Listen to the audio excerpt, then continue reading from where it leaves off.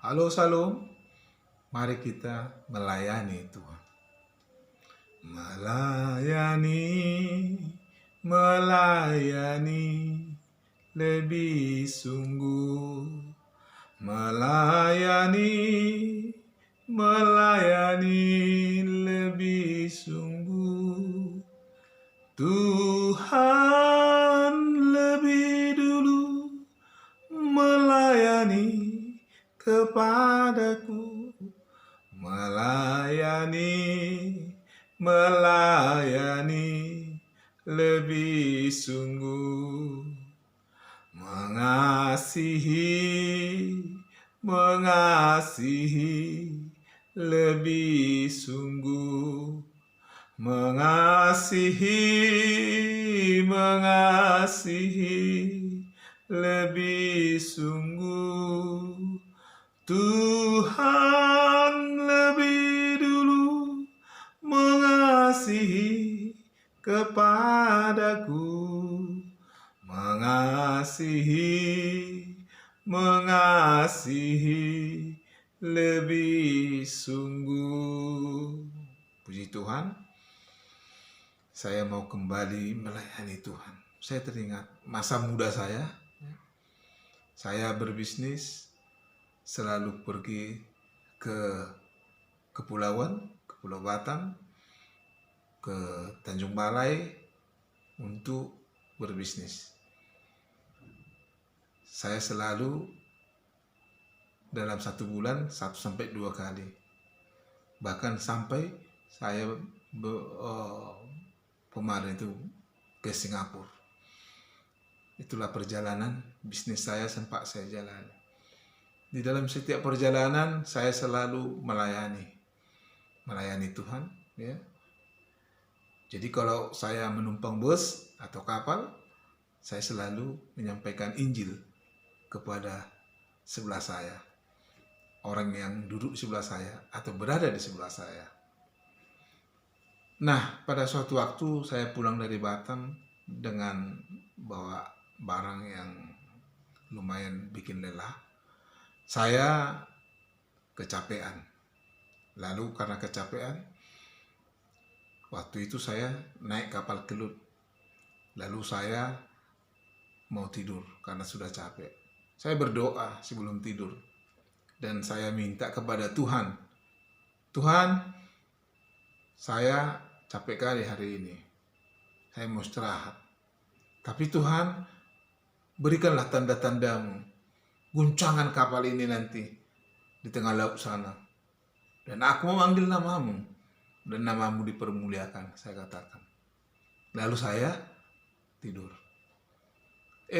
Ternyata di tengah laut nggak ada guncangan. Dan tidak ada masalah. Lalu saya berpikir, di mana ya? Tapi saya memang nggak terbangun. Orang capek kali. Ternyata sampai di Belawan, kapal berlabuh, semua udah pada banyak yang berkemas dan mengangkat barang-barangnya turun.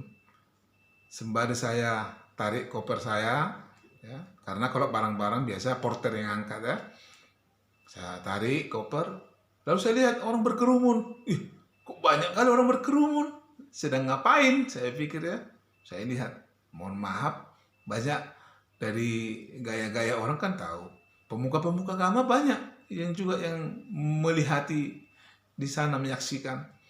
Ternyata di situ ada seorang orang dari suku Chinese, ya, yang kerasukan.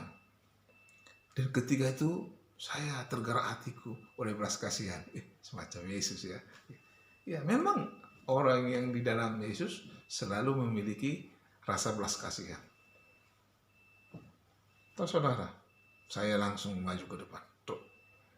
Saya berdoa. Ternyata dia udah 1 malaman dia kerasukan di situ. Tapi dia tidak lelah. Mulut berbuih dengan segala macam.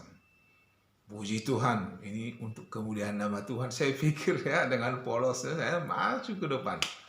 Saya berdoa, ya. Saya katakan, dalam nama Yesus, engkau roh jahat, keluar dari tubuhnya. berdoa. Lalu saya katakan, "Hai iblis, siapa engkau?" Saya bilang. Terus dia selalu meronta-ronta. "Siapa engkau?" Saya katakan. "Keluar dalam nama Yesus." Ketika saya katakan seperti itu, lalu keluar, saya melihat seperti ada yang lewat.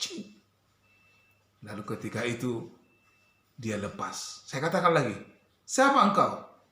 Setelah saya lihat lepas, dia katakan, berarti dia sudah dia sendiri. Puji Tuhan, seketika itu juga iblisnya lari.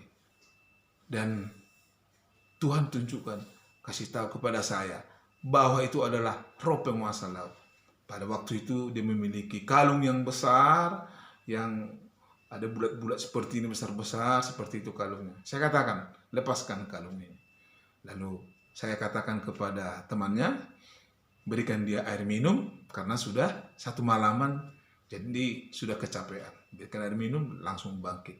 Bayangkan satu malaman dia begini, begono sakitnya, seharusnya udah lemas. Tapi begitu dia minum, puji Tuhan, Tuhan berikan kekuatan. Mereka bisa langsung turun. Lalu katakan, "Terima kasih ya Pak," katanya. Saya katakan, jangan berterima kasih kepada saya. Berterima kasihlah kepada Yesus. Itulah jawaban saya. Puji Tuhan. Setelah itu, baru saya sadar. Rupanya saya sadar juga. Tas saya di mana tadi saya letakkan? Ya, baru saya lihat. Puji Tuhan, Tuhan sertai. Tas saya juga tidak hilang. Ya, padahal di tengah-tengah kerumunan, ya. Nah, itulah kebaikan Tuhan. Jadi, mujizat masih ada. Ketika kita memanggil nama Tuhan, Tuhan dipermuliakan. Kita tidak akan pernah dipermalukan. Allah kita Allah yang dahsyat. Puji Tuhan, selamat melayani. Haleluya. God bless you.